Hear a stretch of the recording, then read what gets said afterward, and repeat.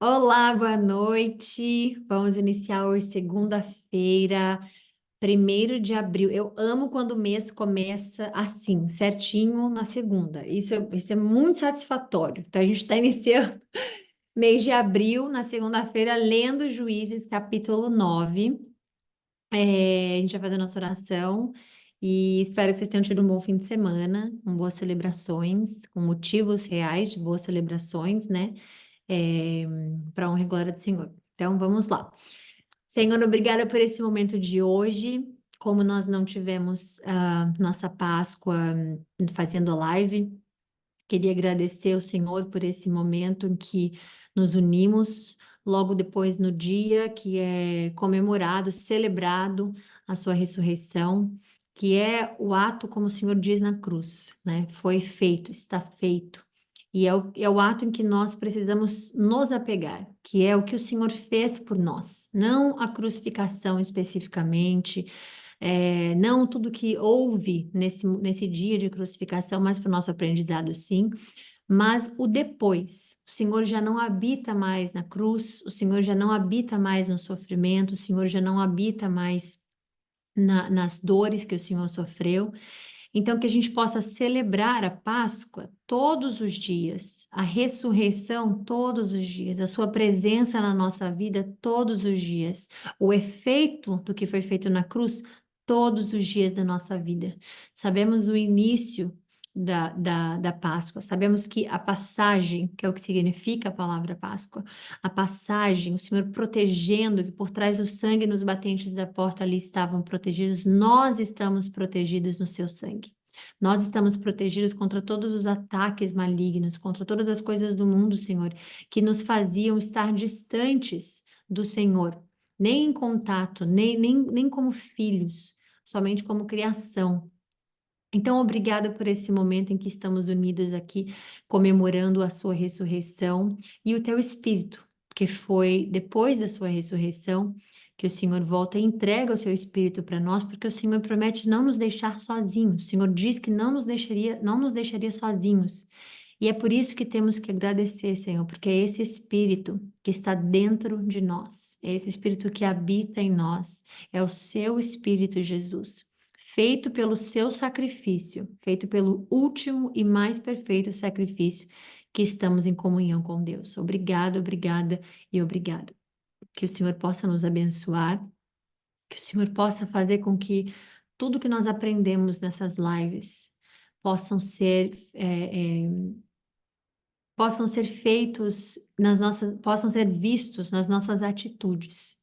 Quando a gente encontra com alguém, quando a gente está numa situação difícil, quando a gente está numa situação em que estamos num foco de atenção, que o seu ensinamento, que a sua atitude seja a nossa seja a sua, mas que a gente tenha aprendido com o Senhor, que a gente aprenda com o Senhor, como ser o seu reflexo para que as pessoas vejam o Senhor em nós, que nós possamos ser a porta de entrada para aqueles que querem te conhecer, aqueles que nunca ouviram falar da sua palavra, aqueles que não entendem a sua palavra, ou aqueles que têm conceitos errados do que é ser cristão, do que é te conhecer. O Senhor não é inimigo de ninguém, o Senhor está por todos aqueles que buscam o Senhor. Então, obrigada por esse momento, meu Deus, porque é um momento de milagre, é um momento de privilégio, é um momento de bênção, é um milagre, Senhor, ouvirmos a sua voz, aceitarmos o chamado e servir a Ti. Obrigada por esse momento, obrigada, Senhor, porque nunca nos abandonou, sabia que a nossa salvação viria. Obrigada porque o Senhor nos dá todos os todas as ferramentas necessárias para que a gente fale no seu nome, fale com o seu nome habitando em nós, para a vida daqueles que não te conhecem, o que ainda vão conhecer. Então, que a gente possa te servir na graça, porque ninguém consegue comprar ou ganhar simplesmente por feitos a sua salvação, somente acreditando em ti, pela sua graça. Então, obrigada, Senhor, por nos chamar para esse momento. Obrigada por nos reunirmos aqui. Que o Senhor possa nos abençoar, que o Senhor possa sondar os nossos corações, que o teu Espírito possa traduzir os nossos pedidos, nossos desejos e tudo aquilo que estiver na mesma sintonia dos seus princípios, meu Deus, que o Senhor possa fazer com que a gente possa ouvir sua palavra, sua voz, sua direção, que teu Espírito nos guie e nos leve em todos os momentos, cada passo que a gente der na nossa vida.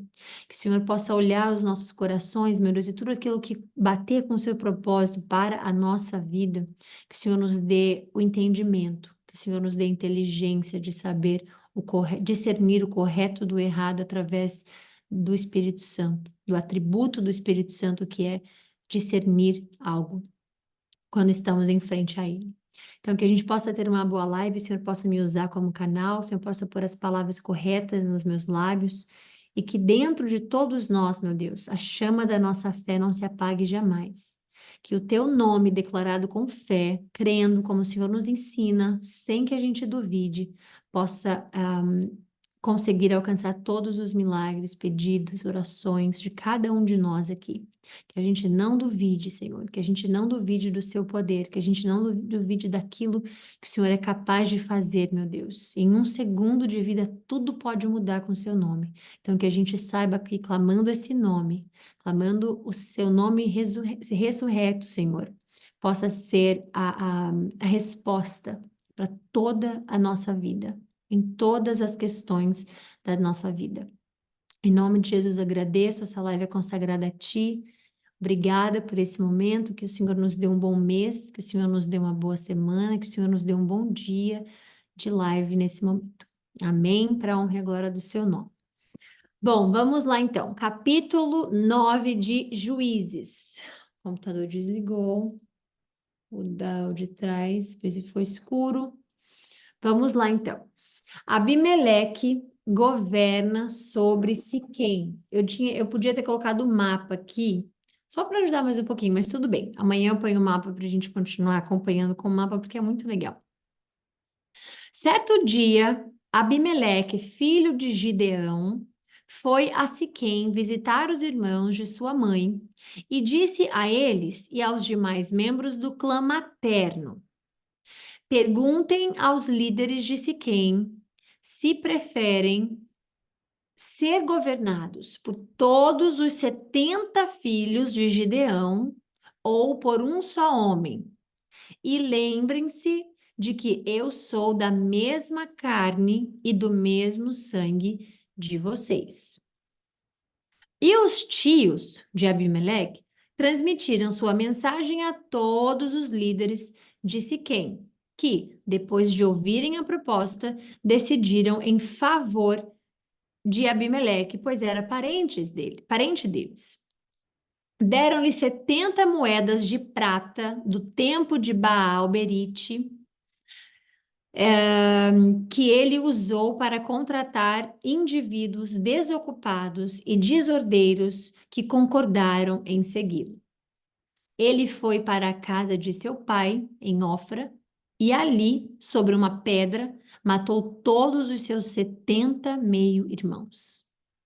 Os filhos de Gideão, exceto Jotão, o filho mais novo, que fugiu e se escondeu.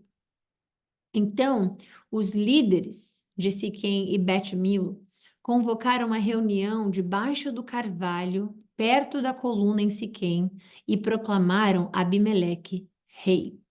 Então, veja o que está acontecendo aqui, que pavor. A parábola de Jotão, o único filho, de fato, que sobreviveu, porque se escondeu. Quer dizer, tirando ele, obviamente, que matou os irmãos. Quando Jotão soube disso, subiu ao topo do monte Gerizim e gritou: ouça-me, cidadãos de Siquém, ouçam-me se querem que Deus os ouça. Certa vez, as árvores resolveram. Parábolas. Essa é a primeira parábola que a gente de fato lê aqui explícita, né? Mas parábolas elas seguem, a gente vai ler várias parábolas, principalmente, obviamente, com Cristo, né? Mas as parábolas, elas sempre têm a figura Deus, Jesus, lidando com o povo. Então, quando a gente vê uma parábola, o mestre estava no campo. É Deus, o mestre, Cristo, né? Obviamente, Cristo no campo. Não sei, o patrão estava. Patrão, Cristo. Então, quando tem uma parábola assim, é sempre Deus colocando ele em relação ao povo numa história, né? Então, essa parábola, por exemplo, ou ele está envolvido de alguma forma, obviamente. Então, a gente vai ver que essa parábola que ele vai começar a contar. Então, certa vez, as árvores resolveram ungir um rei. Primeiro disseram à oliveira: Seja nosso rei. Mas a oliveira se recusou e disse: Devo deixar de produzir o óleo que agrada a Deus e às pessoas só para ser a mais alta das árvores do que o vento agita? Veja, a gente lembra que Gideão falou o quê? Eu não vou reinar vocês, Deus vai. Então, sempre tem alguma coisa em que Deus quer ensinar em relação à parábola aqui. Então, ele disse, né, que eles chegaram ali e disseram: Seja nosso rei. Chegaram primeiro, né, disseram para Oliveira. E aí a árvore disse: não vou deixar de produzir óleo. Aí você vê que Deus sempre fala, né, de uma árvore produzindo fruto. Jesus seca a figueira quando não dá o fruto. Jesus e por aí vai. Então, é importante a gente ver que isso tem a ver com compartilhar, passar para frente, e é sempre em relação ao próximo. Deus, ele sempre chama um que é abençoado para abençoar o próximo. Isso na sua vida vai ser sempre assim. Você vai ser abençoado para abençoar o próximo. Fulano vai ser abençoado para abençoar o próximo. E assim vai, porque Deus não abençoa um para somente ter para si a fé egoísta, que é o que a gente chama. Então, um é abençoado e o outro abençoar, e o outro é uma cadeia, literalmente assim, né, é uma cadeia em que começou com ele, começou aqui. E logo depois foi isso. Ele criou o jardim, Adão e Eva, né? Mas ele criou o jardim do Éden para abençoar nós. Ele abençoou aquela terra era abençoada. Ele diz isso em Gênesis. Então, a terra era linda, era abençoada, era para, né, frutificar tudo. E aí depois veio, obviamente, a desgraça da terra, na terra, né? Por conta da queda da humanidade. Mas Deus criou para abençoar, e é sempre para o próximo. Então, sempre quando a gente imaginar assim, eu sou muito abençoada por isso e aquilo, não é especificamente você está sendo usado para que você possa abençoar outros. É sempre assim. Obviamente que a sua bênção é sua bênção, mas que é para ser possível, né, para ser capaz de abençoar outras pessoas. Então, aqui a árvore está dizendo, por que que eu vou ser rei, né?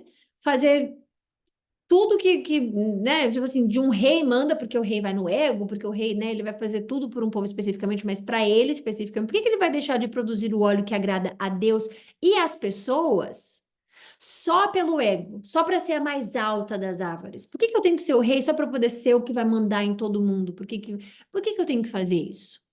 Então disseram à figueira: Seja nosso rei. Mas a figueira também se recusou e disse: Eu devo deixar de produzir meus frutos doces e deliciosos só para ser a mais alta das árvores que o vento agita? E a gente vai ver, obviamente, no Novo Testamento, né? A gente vai ver no Testamento especificamente a oliveira, a árvore oliveira, a gente vai ver o que que significa e tudo mais, a gente vai falar isso mais lá para frente. Mas então aqui a gente está vendo uma árvore que está produzindo, que produz muitos frutos, produz óleo, produz, né, doces, produz os frutos doces, é, que tá ali na frente dela tá um poder, uma oportunidade, né, de ser elevada para si só, né? O rei. Aí, Oliveira, eu faço muito mais do que um rei. Olha só, eu produzo frutos doces e deliciosos, né? Eu agrado a Deus, agrado as pessoas, né? Eu dou óleo. E tudo isso para ser a maior dela, só para, né? E é isso. E eu acho lindo esse pensamento que a gente possa ter na nossa vida também, é que às vezes a gente vai ser apresentado com oportunidades de poder, influência, a gente vai ser apresentado a oportunidades financeiras, coisas que vão absolutamente nos favorecer, mas que vai, obviamente, mover ali nos nossos princípios, nosso caráter, nossa comunhão com Deus. Então, ela de alguma forma vai corromper alguma coisa, ou vai, né, de alguma forma ela vai desalinhar com aquilo que você. Porque, veja, Deus nos ensina sobre a humildade, né? E a humildade é a gente se fazer pequeno para ele crescer. Isso em relação a ele. Então, a gente se humilha perante a Deus para que ele possa, obviamente, tomar conta da nossa vida e ele crescer ao invés de nós crescermos, né? Então, vão ter situações da nossa vida que elas vão ser perfeitas aos nossos olhos e imperfeita para a nossa vida. Elas vão moldar a gente numa situação em que faria nos afastar de Deus, ou que nos faríamos orgulhosos, egocêntricos, egoístas, ou de alguma forma. Então, às vezes, tem uma oportunidade que vem, né, vestida de algo lindo e maravilhoso, que por dentro é algo que nos apodreceria. Né? Nos deixaria amargos, nos deixaria gananciosos ou coisas assim. Nesse caso, a gente está vendo uma figueira, que a gente sabe, obviamente, mais lá na frente a gente vai ver Cristo representando. A gente está vendo uma figueira que ela produz mais do que de fato ela só ter uma estatura maior, ela ser maior do que as outras, né? Então, aqui a gente vê, às vezes na nossa vida a gente é apresentado com coisas que em quantidade vem muitas, vem muita, mas quando você vai ver o resultado do fruto daquela árvore, daquela oportunidade que está sendo, né, te dada naquele momento, ela te faria não, como é que eu posso explicar isso? Não favorecer a Deus, não favorecer ao próximo, não. E aí essas coisas que são necessárias no nosso entendimento, da gente fazer essa análise, essa autoanálise com o Espírito Santo, obviamente, né? Do que, Senhor, essa é uma oportunidade dada por ti ou pelo mundo, né? Isso aqui é o Senhor quer isso aqui para mim ou isso aqui vai me afastar de ti? Isso aqui é algo que porque imagina você receber um convite. Você quer ser o rei? Você quer ser o presidente? Você quer ser, né? Hoje em dia, no nosso palavreado, seria presidente, mas digamos naquela época. Você tá lá naquela época, alguém chega e fala: Você quer ser o rei? Eu creio que 99% de todos nós diríamos sim.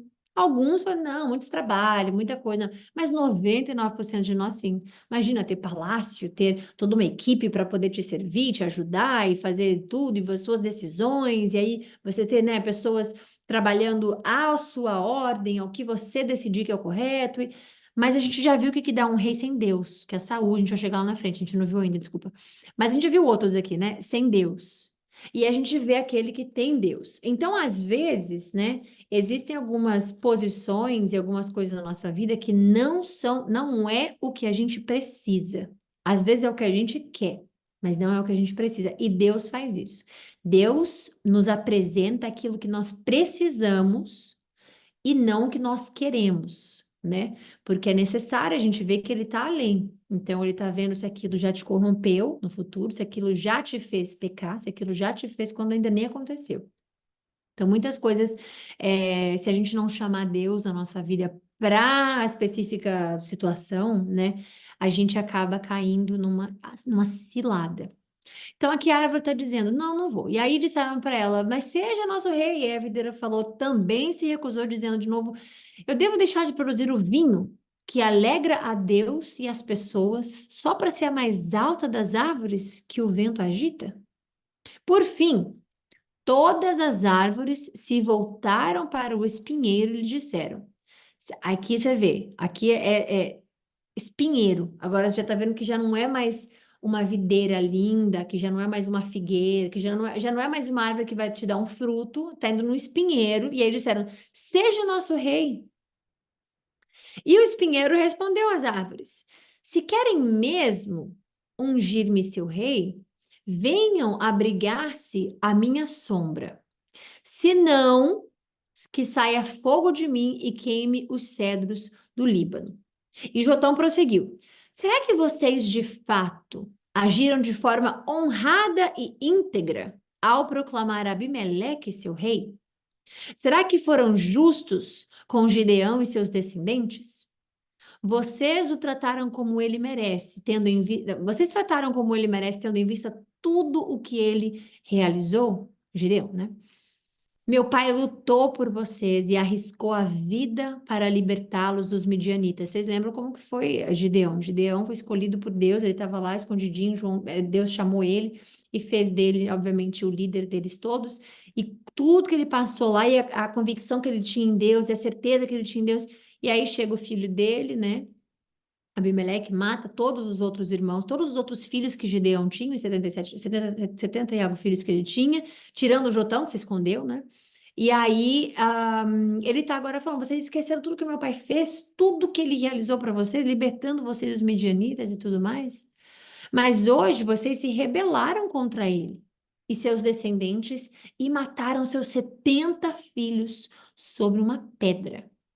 Vocês escolheram Abimeleque, filho da escrava dele. A gente leu isso ontem, não, quinta-feira, né? Que é filho de uma das concubinas dele. Não das esposas, mas concubina dele. Filho da escrava dele, para ser rei, só porque ele é seu parente. Aliás, seu parente, ponto. Se hoje agiram de forma honrada e íntegra com Gideão e seus descendentes, então que sejam felizes com Abimeleque, e ele seja feliz com vocês. Mas, se não o fizeram, então que saia fogo de Abimeleque e queime os líderes de Siquém e Bet-Milo, e saia fogo dos líderes de Siquém e Bet-Milo e queime Abimeleque. Aqui em cima a gente acabou de ler a parábola, né, falando do fogo e tudo mais. Então, que haja esse caos se não tiver sido uma rebelião contra, né, Gideão. Então, Jotão fugiu e foi morar em Beer, pois tinha medo de seu irmão Abimeleque.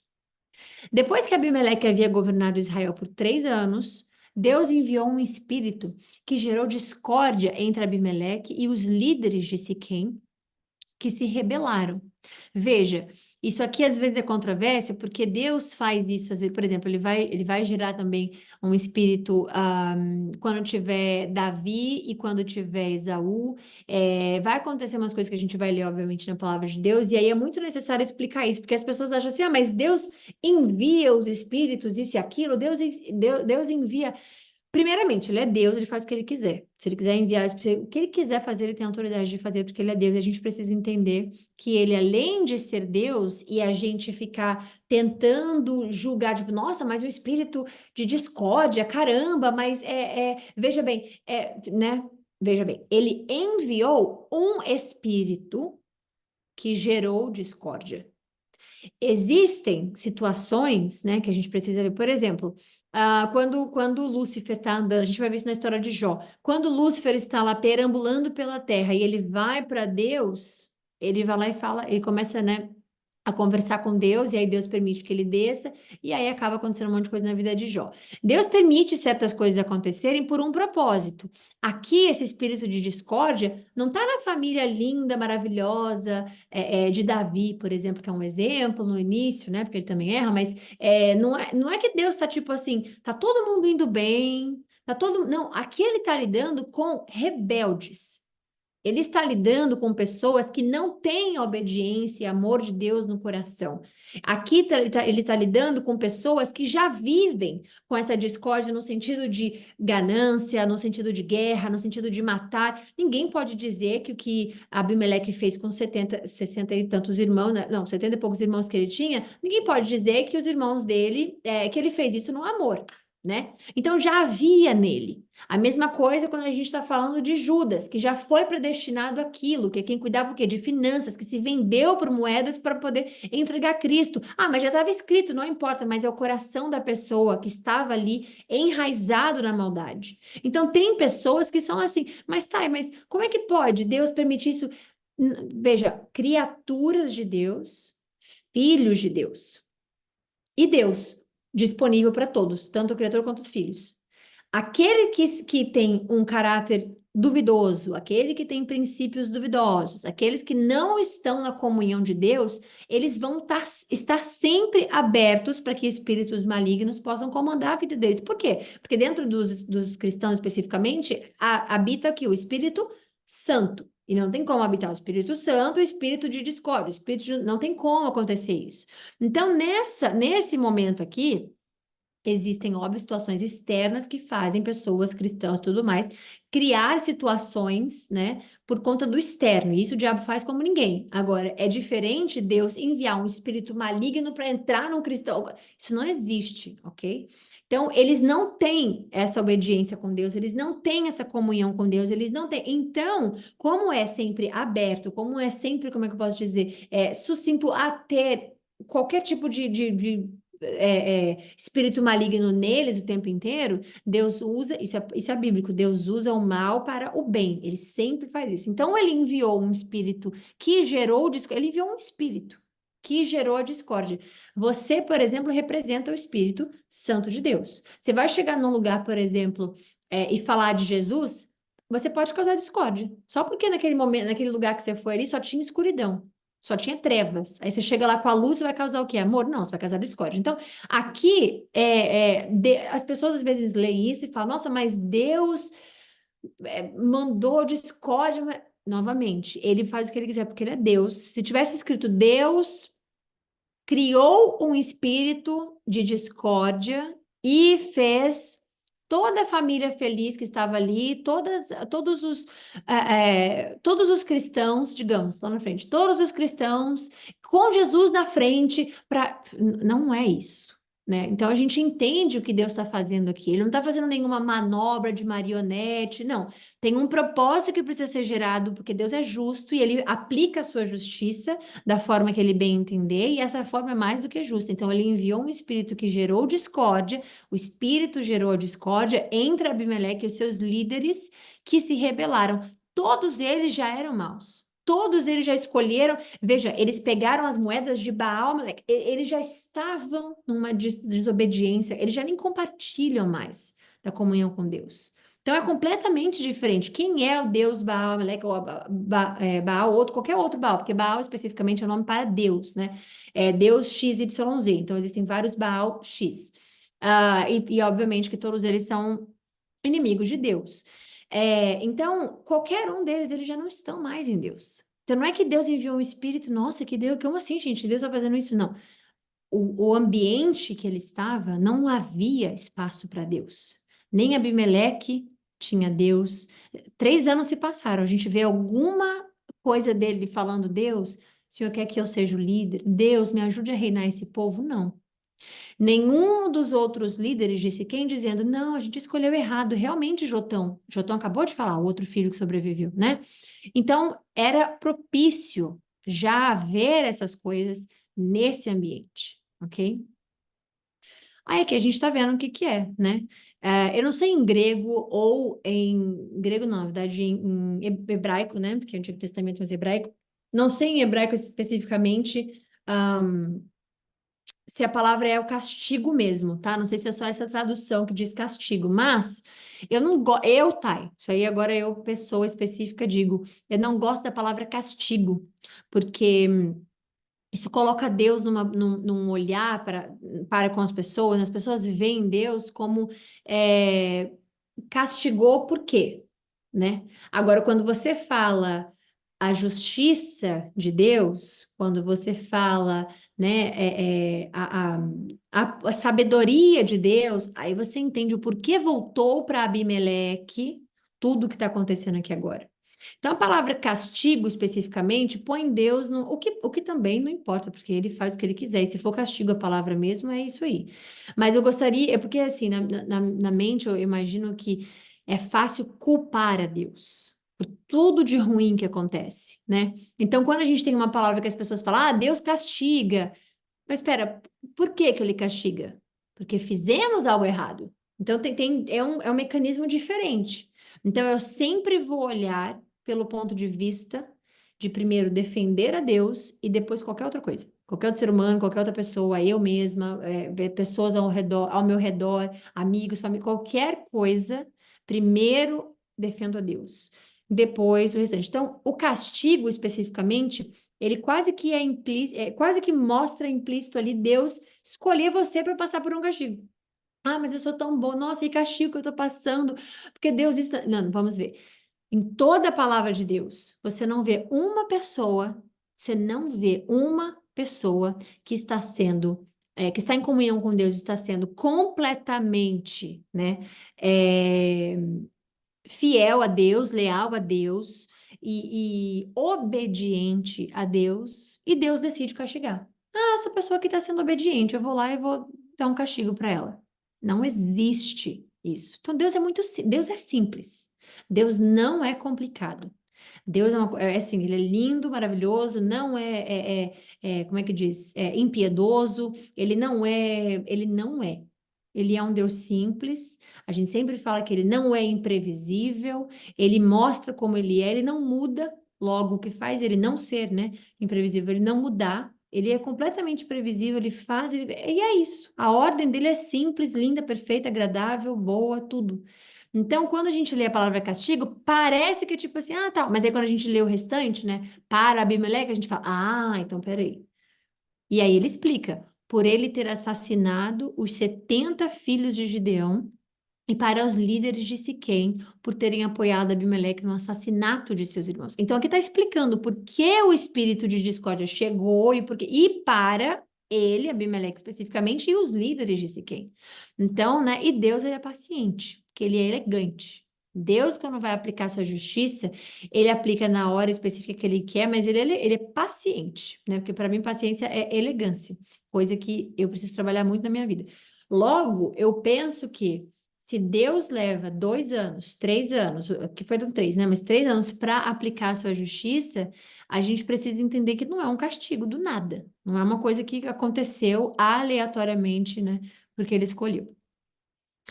Os líderes de Siquém prepararam uma emboscada para Abimeleque. Agora é quando assim, sabe aquela coisa do voltar, né? E é isso que aconteceu aqui, porque o Espírito chegou para causar tudo isso, e aí a gente vai ver o que que vai acontecer. Então, os líderes de Siquém prepararam uma emboscada para Abimeleque, o próprio rei que eles escolheram, no alto dos montes, e assaltavam todos os que passavam por ali. Contudo, alguém alertou Abimeleque contra essa conspiração. Nessa época, Gaal, filho de Ebed, se mudou para Siquém com seus irmãos e ganhou confiança dos líderes da cidade. Depois de irem ao campo, colherem as uvas e pisarem nelas, realizaram a festa da colheita no templo do Deus local. Não é Deus, é o Deus local. Foi servido vinho à vontade e todos começaram a amaldiçoar Abimeleque. Vê se você vê algum cristão se reunindo para amaldiçoar alguém. Vê se cabe Deus nessa atmosfera. Vê se cabe Deus ali. Você imagina Jesus na sua pureza, na sua. Você imagina Deus, Jesus chegando. Vamos se unir, igreja. Todos nós nos unimos para a gente amaldiçoar alguém, para a gente fazer coisa contra alguém. Você não vê. Quem é Abimeleque? Disse em voz alta Gaal, filho de Ebed. Se não é um verdadeiro filho de Siquém, por que devemos servi-lo? É apenas filho de Gideão. E esse Zebu é apenas um adjuvante. A gente vai falar sobre a palavra Zebu depois, o que significa, mas é algo ruim. É apenas seu adjuvante. Ah, desculpa, ajudante. Sirvam aos verdadeiros filhos de Amor, fundador de Siquém. Por que devemos servir Abimeleque? Se eu estivesse no comando, me livraria de Abimeleque. Eu diria a ele: convoque seus soldados e venha lutar. Mas quando Zebul, que governava a cidade, tomou conhecimento das palavras de Gaal, ficou furioso. Enviou mensageiros a Abimeleque em Arumá e para lhes dizer: Gaal, filho de Ebed e seus irmãos se mudaram para Siquém e estão instigando a cidade a se rebelar contra você. Venha de noite com seu exército e esconda-se nos campos. Pela manhã, assim que o sol nascer, ataque a cidade. Quando Gaal e aqueles que o acompanharam saírem para lutar contra você, faça com eles o que desejar. Então Abimeleque e todos os seus homens saíram de noite, dividiram-se em 4 grupos e armaram uma emboscada ao redor de Siquém. Gaal, filho de Ebed, estava à porta da cidade quando Abimeleque e seu exército saíram de seus esconderijos. Quando Gaal viu, disse a Zebul: olhe, há pessoas descendo do alto das colinas. E Zebul respondeu: são apenas as sombras dos montes que se parecem com homens. Mas Gaal insistiu: não, são pessoas descendo das colinas. E um outro grupo vem pela estrada que passa pelo carvalho dos adivinhos. Zebul se voltou para ele e perguntou: onde foi parar toda a sua conversa? Não foi você que disse: quem é Abimeleque e por que deveríamos servi-lo? Os homens dos quais você zombou estão logo ali, do lado de fora da cidade. Saia e lute com eles, contra eles. Então Gaal marchou à frente dos líderes de Siquém para a batalha contra Abimeleque. Abimeleque perseguiu Gaal e muitos homens de Siquém foram feridos e caíram pelo caminho enquanto recuavam até o portão da cidade. Abimeleque voltou a Arumá e Zebul expulsou Gaal e seus irmãos de Siquém. No dia seguinte, o povo de Siquém saiu para guerrear nos campos, e Abimeleque soube disso. Dividiu seus homens em 3 grupos e armou emboscadas nos campos. Quando Abimeleque viu o povo sair da cidade, ele e seus homens saíram de seus esconderijos e atacaram. Abimeleque e seu grupo tomaram de assalto o portão da cidade para impedir que os homens de Siquém voltassem para dentro. Enquanto isso, os outros 2 grupos atacaram e mataram aqueles que estavam nos campos. A batalha durou o dia inteiro. E por fim, Abimeleque tomou Siquém e matou seus habitantes. Depois, destruiu a cidade e espalhou sal em todo o solo. Ao tomarem conhecimento do que havia acontecido, os líderes que viviam na torre de Siquém correram e se esconderam na fortaleza do templo de Baal-Berite. Quando alguém informou Abimeleque de que esses habitantes estavam reunidos ali, ele levou seu exército ao Monte Zalmon, pegou um machado, cortou alguns galhos de uma árvore e o pôs sobre os ombros. Rápido, façam como eu, disse aos homens. Assim, cada um cortou alguns galhos e fez como Abimeleque. Então, amontoaram os galhos junto às paredes do templo e puseram fogo. Todos que viviam na torre de Siquém morreram, cerca de 1.000 homens e mulheres. Em seguida, Abimeleque atacou a cidade de Tebes e a conquistou. No meio da cidade, porém, havia uma torre forte e toda a população, homens e mulheres, fugiram para lá. Trancaram-se por dentro e subiram até o terraço. Abimeleque foi até a torre e a atacou. Mas, quando se preparava para incendiar a entrada da torre, uma mulher que estava no terraço jogou na cabeça de Abimeleque uma pedra de moinho que rachou seu crânio. Sem demora, ele disse a seu jovem escudeiro: tire a espada e mate-me. Isso aqui porque naquela época, a gente vai ver isso com Saul também. Era uma desonra, era uma vergonha eles morrerem para os inimigos. Então era mais fácil que eles fossem mortos pelos seus, né, do que de fato pelo inimigo. Assim, ninguém dirá que uma mulher matou Abimeleque. Ele fala mulher especificamente aqui porque realmente de fato foi a mulher, mas você morrer para o inimigo era algo vergonhoso, né? Então ele disse: me mata logo para que ninguém diga que foi ela que me matou. O jovem o atravessou com uma espada, ou atravessou com uma espada e ele morreu. Quando os israelitas viram que Abimeleque estava morto, debandaram e voltaram para casa. Desse modo, Deus castigou Abimeleque pelo mal que ele havia feito a seu pai, matando os 70 irmãos. Deus também castigou os homens de Siquém por toda a sua maldade. Assim, cumpriu-se a maldição de Jotão, filho de Gideão. Então, se alguém um dia perguntar para você sobre a maldição de Jotão, você vai saber especificamente o que que é em relação ao que é, e você hoje finaliza aqui o capítulo 9 de Juízes. Aqui, veja bem, uma coisa que eu preciso falar.